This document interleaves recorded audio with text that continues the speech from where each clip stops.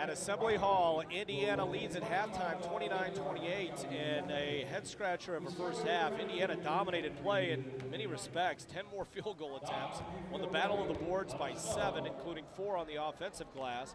Alani Sinclair scores 15. Jasmine McGee has a great half with 11 and 6.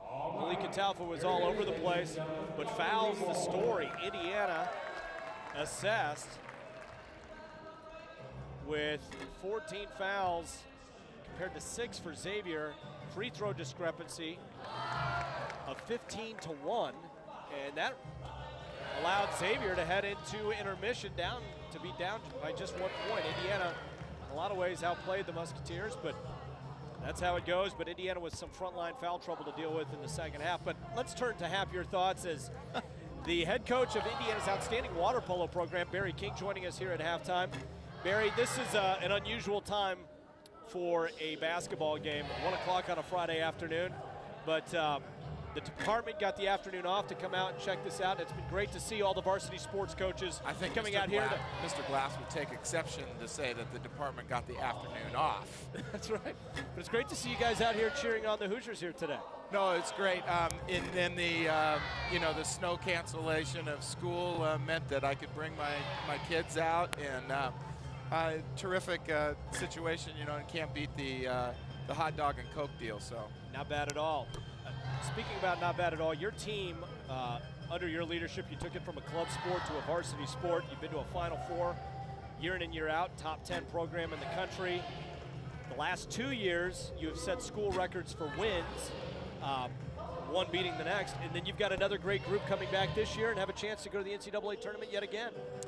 Yeah, well, I'm kind of a believer in not saying real good things about your club until they actually do real good things, but this group has the potential to be pretty special, and I'm probably the most talented that we've had here in 16 years. And you've got the ability to score goals on this team too. Well, having Shea back, and not only is Shea Fournier back, but she's better.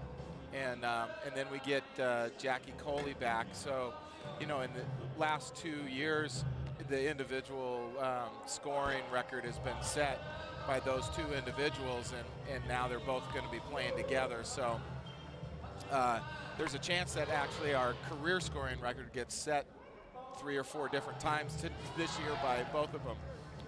Looking at the situation with the staff, obviously you've had great assistants and great people working around the water polo program for years, why you've been as successful as you have been, but you're very comfortable with the group that you have helping you out.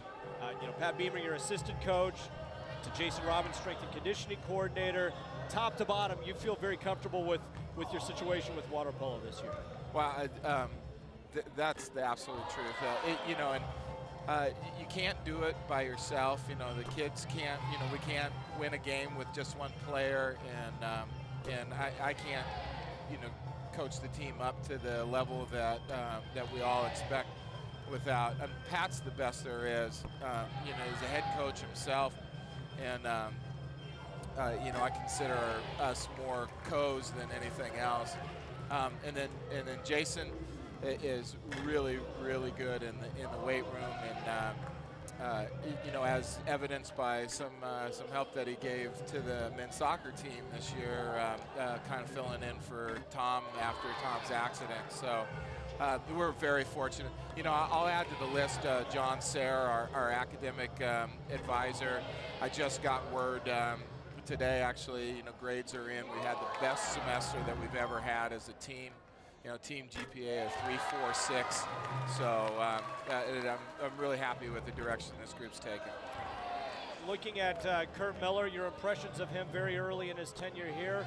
It's been kind of a similar story to what a lot of coaches at Indiana in the last half-decade especially have had to do. Tracy Smith immediately comes to mind. Tom Crean, a similar situation. Now Kurt Miller here, trying to rebuild from scratch and to turn it into a competitive program. Your thoughts on Kurt Miller? Obviously, you know the resume. I'm wholly impressed. I love what he does. I was a big fan of his previous to that. And most people would say, you're joking, like you didn't follow it. But I did know what his teams did at Bowling Green, And I really, really enjoy watching him work here. I mean, he gets after it, and I understand why he still looks so fit, because he probably burns about 7,000 calories in a contest. So